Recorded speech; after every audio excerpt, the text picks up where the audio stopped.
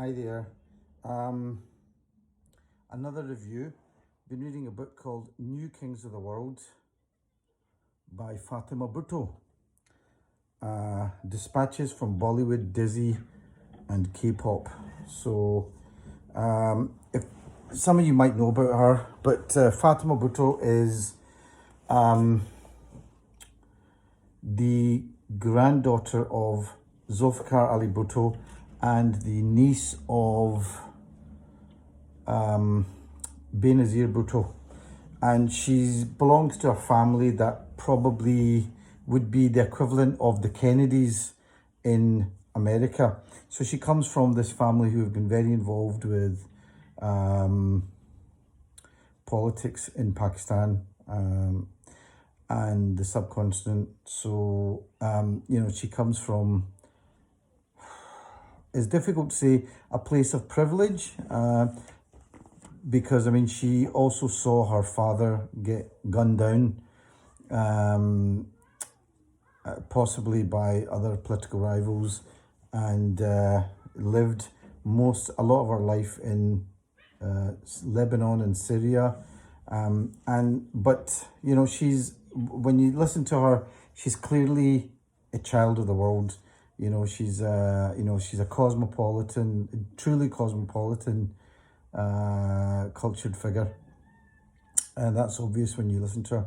But she's written a few books, and this is the first time I've read anything by her, and I was really surprised. I read this, and you heard her actually talk about this book before, but read this, and I've got to say, I liked it. It was really good. And basically what this is about is, it's called New Kings of the World, and what she's talking about is the idea that for the most of the 20th century, culture has been American culture. American pop culture has been the culture that's really ruled the world, and it's set the tone of what happens in terms of what they call soft power or global culture.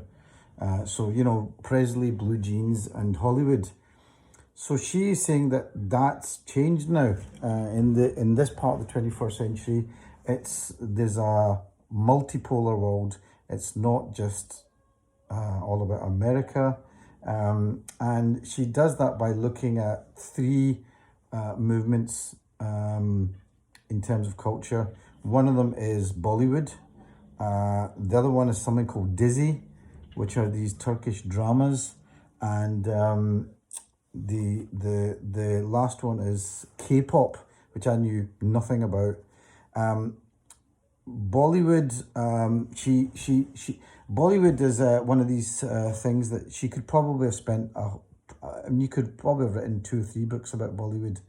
Bollywood's this huge juggernaut of cinema, world cinema, which at one time in the 90s was producing something like 2.5 movies, or were releasing 2.5 movies a minute. It's incredible. It's huge in obviously India, but really all over the subcontinent, the Middle East. And what I didn't know was how huge it is in South America.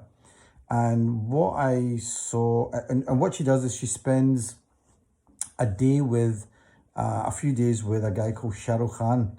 And Shah Rukh Khan, funnily enough, is not that well known in the West, and yet he's probably the biggest cinema star in the world in terms of bums on seats and how many people watch his movies. He far outstrips Tom Cruise, Brad Pitt, any of these guys, probably them put together. And the number of times that people watch his movies, and the number of the number of people that go to see his films. So he's huge.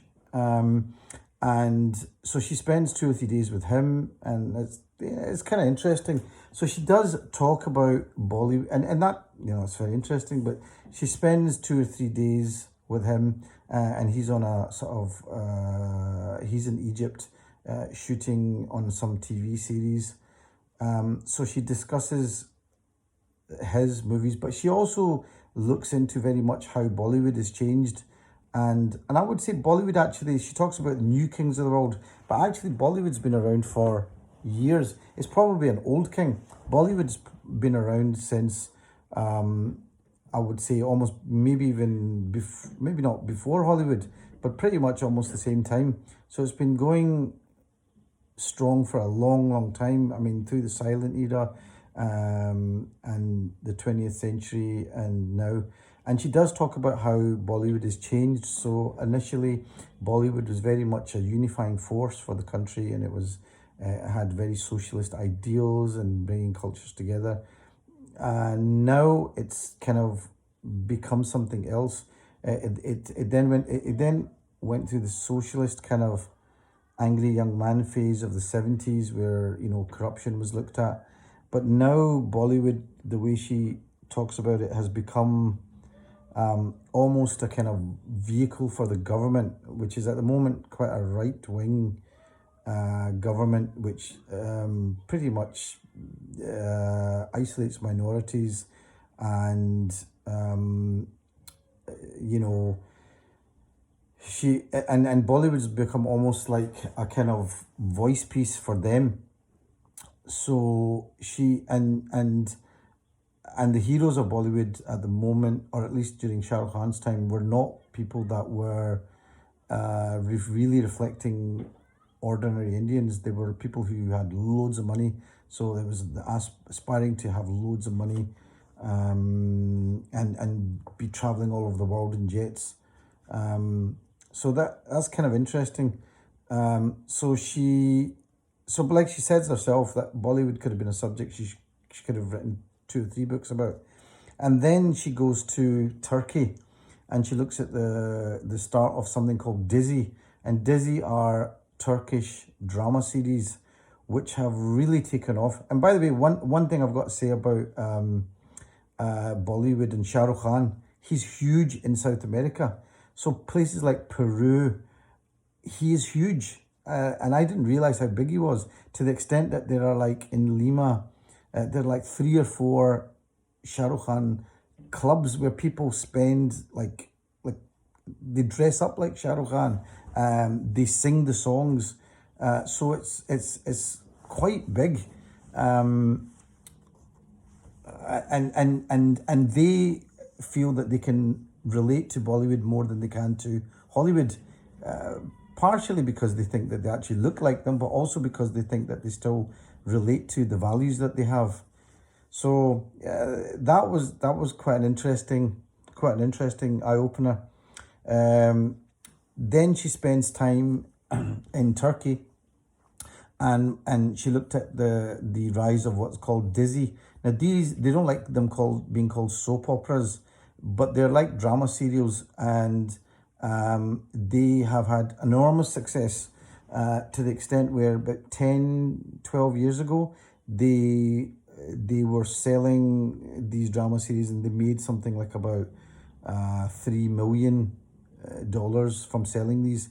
Now they're being sold with the cost of about $300-400 million, and the production values have gone up. But what people like about them is that there's lots of family values. They haven't got rid of those kind of things. And he talks very much. One of the directors talks about Sex in the City, where what's being glamorized is loneliness, and it's all about he had a phrase. It's all about there was something he'd said, and I'd written this down. It was all about spending. It's about spending money. And they thought that they're spending their love, spending their money, spending everything, whereas the Turkish drama series in general aren't about that, and they're very hard hitting, some of them. I mean, there's one she talks about called "What's the Fault of Fatima Gul" or something like that, or "What's Fatima Gul's Fault?" And it's about a young lady who gets gang raped by these frat boys who come over from the big city, and then she tries to get justice, and there's a strange law there where you can actually marry your rapist, and that's almost a way of getting out of doing prison time. And so they get this poor guy who doesn't even remember whether he was even in the involved in this, and they say, well, you haven't got as much to lose, so you go and take the rap. So this is I haven't actually watched this, but and then eventually the heroine will gets justice in all sorts of ways. So that was something she talked about that was quite interesting. And again, that's now being exported all over the world. The production values are really going up. She then ends the book on something called the K-pop, which I knew nothing about. I had no idea that this thing even existed. Probably anybody under the age of 25 probably loves it. But it's basically like manufactured pop, and why do they call it K-pop? It must be to do with Korea or something. K-pop, but they're literally they're like boy bands, girl bands that are manufactured, drilled to within an inch of their lives, and trained like you would not believe. I mean, they're like Olympic athletes, and they start them off, I don't know, at a very young age. So they have singing, dancing, they do everything. They're tightly controlled, a bit like the star system in the 1950s with Hollywood. So where they make sure that there's certain things that they can say outside.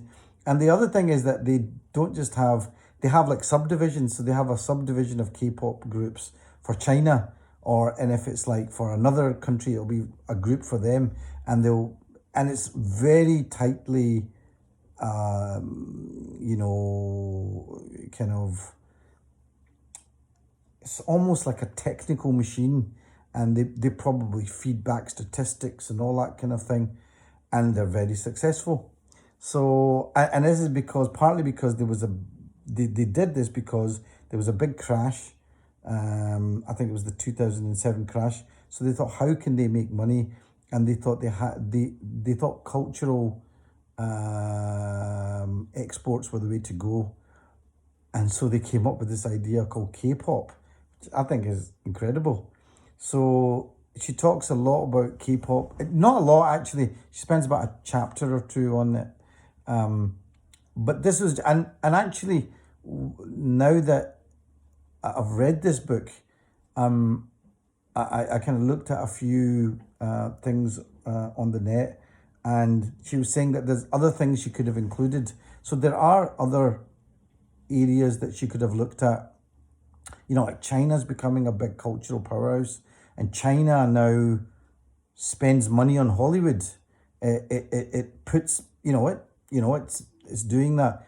So there was a few things that I think the main thing from this is that there are loads of areas in the world where culture is being produced on a big budget scale, and it's going global. In fact, one of the things in K-pop was they called it glocalization. Glocalization. So you take something global, bring it back to Korea, adapt it to the local market, then put it out again and pretend it's yours. A bit like cultural appropriation, but in a very, very systematic way. So it looks familiar, but you think, oh, it's different. So anyway, I thought it was a fascinating kind of look at that. And it was, like I said, she said, I think there's probably other areas you could have looked at, like China, the stuff that they're producing, maybe even Iran, but very interesting. New Kings of the World, Dispatches from Bollywood, Disney and K-pop by Fatima Bhutto. Good topic, very interesting, and actually well written, very well written. I was quite surprised. I thought maybe she'd be some kind of, I don't know why. I think I probably had some misconceptions that, she's some sort of rich kid who probably doesn't write that well, but gets a lot of publicity. But actually very well written. So I'm probably going to read her other books. I hope you enjoyed that. I hope that was useful. And yeah, thank you. Bye.